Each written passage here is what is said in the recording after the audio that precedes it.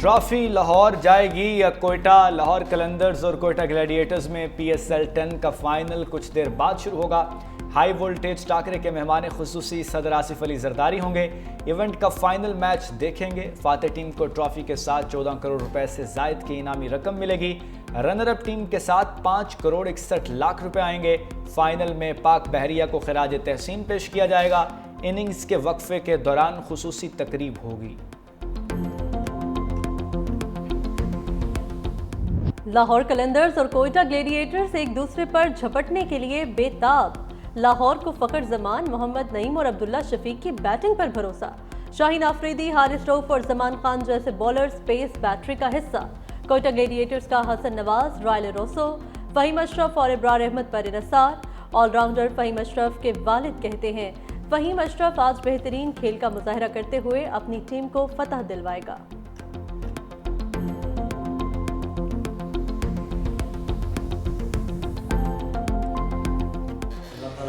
لاکھ شکر ہے کہ فہیم اشرف کی اس سیزن میں PSL میں پرفارمنس بہت اچھی جا رہی ہے۔ انشاءاللہ آئندہ امید ہے آج جو میچ ہو رہا ہے تو اس میں بھی وہ پرفارمنس اچھی دکھائے گا اور وہ دیگر کھلاڑیوں کے ساتھ مل کر کوئٹہ گلیڈیٹر کو کامیابی سے ہمکنار کرے گا۔ جنگ کے بعد سفارتی محاذ پر بھی بھارتی شکست نوشتہ دیوار۔ وزیراعظم کا پاکستان کا مقدمہ پیش کرنے کے لیے سفارتی مشن۔ شہباز شریف اپنے دورے کے پہلے مرحلے میں استنبول چلے گئے۔ بھارت کے ساتھ کشیدگی کے دوران پاکستان کی حمایت پر شکریہ ادا کریں گے۔ نائب وزیراعظم اسحاق ڈار، وزیر اطلاعات عطا تارڑ، معاون خصوصی طارق فاطمی بھی ہمراہ۔ وزیراعظم ایران، آذربائیجان اور تاجکستان بھی جائیں گے۔ شہباز شریف 29 سے 30 مئی تک دوشنبے میں گلیشیئرز پر بین الاقوامی کانفرنس میں شرکت کریں گے۔ اسحاق ڈار کا آذربائیجان اور ازبکستان کے وزراء خارجہ سے رابطہ۔ ازبک ہم منصب سے پاکستان، افغانستان اور ازبکستان ریلوے لائن منصوبے پر بات چیت۔ حملہ کریں گے اور پاکستان جواب نہیں دے گا۔ آپ کے چیف آف آرمی اسٹاف نے فیصلہ کیا کہ میں ہندوستان میں 26 جگہ پہ ان کو جواب دوں گا۔ پورا پاکستان کھڑا ہوا، اللہ کے حکم سے یہ آنی دیوار کھڑی ہوئی اور اس نے وہ تمام اسٹریٹجک مس کیلکولیشن، وہ تمام اسٹریٹجک ایزمپشن جو ہندوستان نے اور مودی نے کی تھی، انہوں نے ایک ایک کر کے اس کو غلط ثابت کیا۔ اگر تم نے دوبارہ یہ حماقت کی تو ہمارا جواب اس سے بھی شدید ہوگا۔ امن پہلا انتخاب، دوبارہ حماقت کی تو جواب زیادہ شدید ہوگا۔ DG ISPR کی بھارت کو وارننگ۔ خیبر پختونخوا کی مختلف جامعات کے 2500 سے زائد طلبہ کے ساتھ خصوصی نشست۔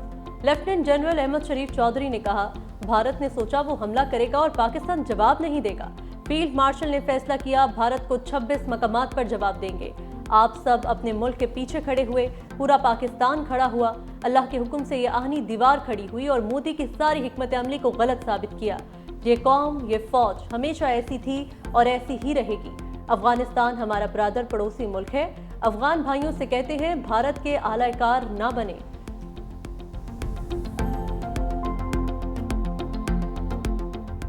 دو اور ننھے پھول مرجھا گئے۔ خضدار خودکش حملے میں زخمی 2 طالبات شہید ہو گئیں۔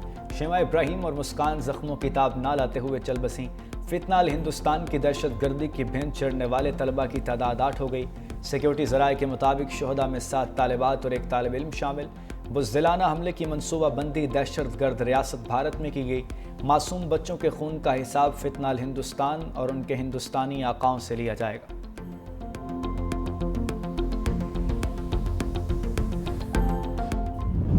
بھارتی ماہرین بھی پاکستان کے ہاتھوں شکست کو تسلیم کرنے لگے۔ دفاعی تجزیہ کار پراوین ساہ نے ایک بار پھر بھارتی مہم جوئی کو غلط قرار دے دیا۔ ٹی وی پروگرام میں کہا اگر بھارت لڑائی کے لیے تیار نہیں تھا تو اسے یہ غلطی نہیں کرنا چاہیے تھی۔ 7 مئی کی صبح پاکستان کے ایئر مارشل اورنگزیب نے شواہد سے بتایا کہ 5 بھارتی طیارے مار گرائے۔ ہمارے ایئر مارشل بھارتی سے جواب طلب کیا گیا تو اس نے کہا کہ جنگ میں نقصان تو ہوتے ہی ہیں۔ پاکستان کے جوابی حملے پر اجیت دوول کی امریکی وزیر خارجہ سے رابطے کی خبریں بھی آئیں۔ جے شنکر نے سعودی عرب، جاپان، حتیٰ کہ چینی وزیر خارجہ سے بھی رابطہ کیا۔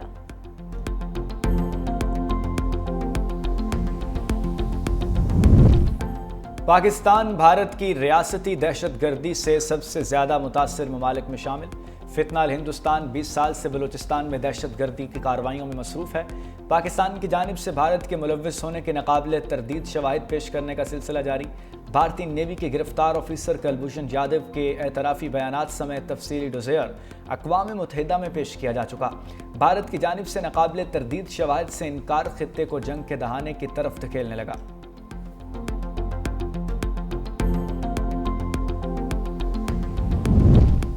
بھارت کی پاکستان کو معاشی طور پر کمزور کرنے کی ایک اور سازش بے نقاب۔ پاکستان کو دوبارہ FATF کی گرے لسٹ میں شامل کرنے کے لیے عالمی برادری میں جھوٹا پروپیگنڈا۔ بھارت نے پاکستان کے لیے منظور شدہ ورلڈ بینک کے $20 ارب کے منصوبے کی بھی مخالفت کی۔ سیاسی تجزیہ کاروں کا کہنا ہے بھارت کی طرف سے FATF کو دیا جانے والا پاکستان مخالف ڈوزیئر محض الزامات پر مبنی ہے۔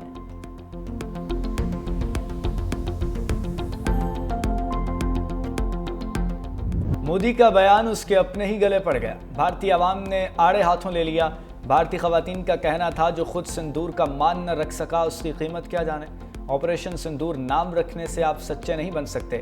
پہلگام میں بیوہ ہونے والیوں کا اب تک مداوع کیوں نہیں کیا گیا؟ بھاری فوج کی موجودگی میں دہشت گرد کارروائی کر کے چلے گئے، وہ اب تک کیوں نہیں پکڑے گئے؟ ٹرمپ کے کہنے پر سیز فائر کیوں کیا گیا؟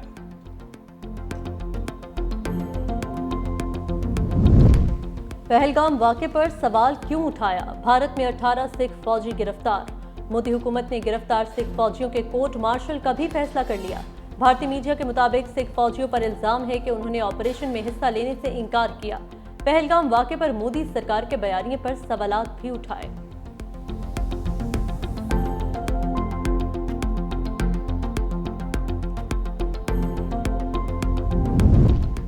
سکھ پاکستان کے خلاف جنگ میں حصہ نہیں لے سکتے۔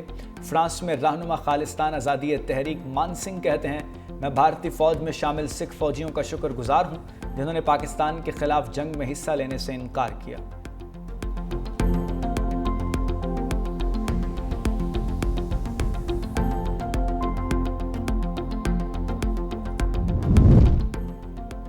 بھارت جنوبی ایشیا میں سفارتی تنہائی کا شکار۔ بنگلہ دیش نے نئی دہلی کے ساتھ $2 کروڑ 10 لاکھ کا دفاعی معاہدہ منسوخ کر دیا۔ بھارت نے حال ہی میں بنگلہ دیش کو ایشیا برآمد کرنے کے لیے شپمنٹ کی سہولت واپس لی۔ جواب میں ڈھاکہ نے معاہدے کی منسوخی کا فیصلہ کیا۔ بنگلہ دیش نے بھارتی دفاعی ادارے کے ساتھ 2024 میں جدید سمندری ٹیگ بوٹ بنانے کا معاہدہ کیا تھا۔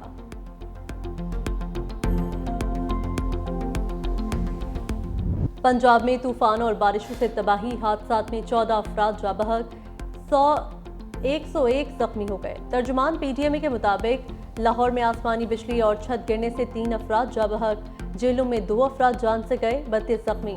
راولپنڈی، سیالکوٹ، شیخوپورہ، گجرانوالہ اور میاں والی میں بھی اموات رپورٹ۔ محکمہ موسمیات کی اسلام آباد، بالائی پنجاب، خیبر پختونخوا اور بلوچستان میں آندھی اور بارش کی پیشگوئی، کئی مقامات پر ژالہ باری کا بھی امکان۔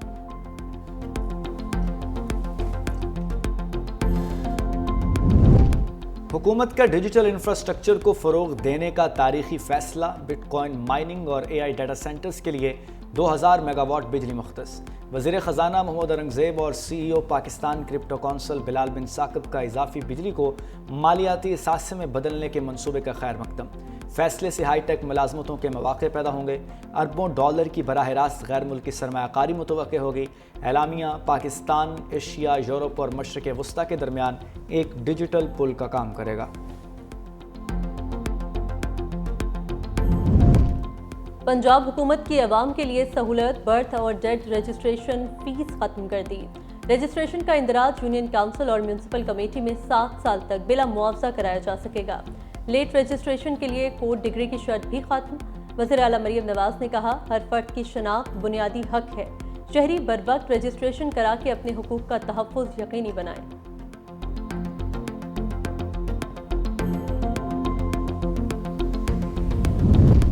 اسلام آباد میں غیر منظور شدہ ہاؤسنگ سوسائٹیز کے خلاف کریک ڈاؤن کا حکم، غیر قانونی تعمیرات کے خلاف بھی فوری آپریشن کا فیصلہ۔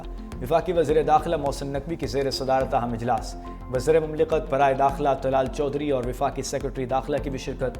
وزیر داخلہ نے اسلام آباد میں اشیاء ضروریہ کی قیمتوں پر مؤثر کنٹرول یقینی بنانے کی ہدایت کر دی۔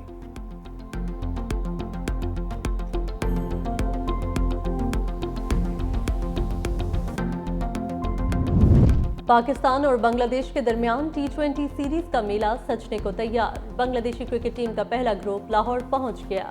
10 रुकनी ग्रुप में खिलाड़ी और सपोर्ट स्टाफ के अरकान शामिल। बांग्लादेश क्रिकेट टीम के बाकी अरकान कल लाहौर पहुंचेंगे। 3 मैचेस पर मुश्तमिल सीरीज का पहला मैच 28 मई को खेला जाएगा। दूसरी जानिब पाकिस्तान टीम मैनेजमेंट में मुतअद्दिद तब्दीलियां। ऑस्ट्रेलिया के एशले नॉफ के बॉलिंग कोच मुकर्रर, नवीद अकरम कौमी टीम के मैनेजर होंगे। Hanif Malik batting coach, Mohammad Masroor fielding coach होंगे।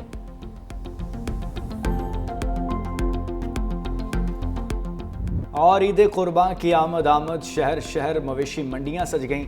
हर जगह कुर्बानी के छोटे बड़े जानवर बड़ी तादाद में मौजूद, खरीदारों का रश ना होने के बराबर। मवेशी मंडियों का रुख करने वाले शहरियों का जानवर इंतहाई महंगे होने का शिकवा। व्यापारी भी मवेशी मंडियों में सहूलियात ना मिलने पर इंतजामिया से नाला।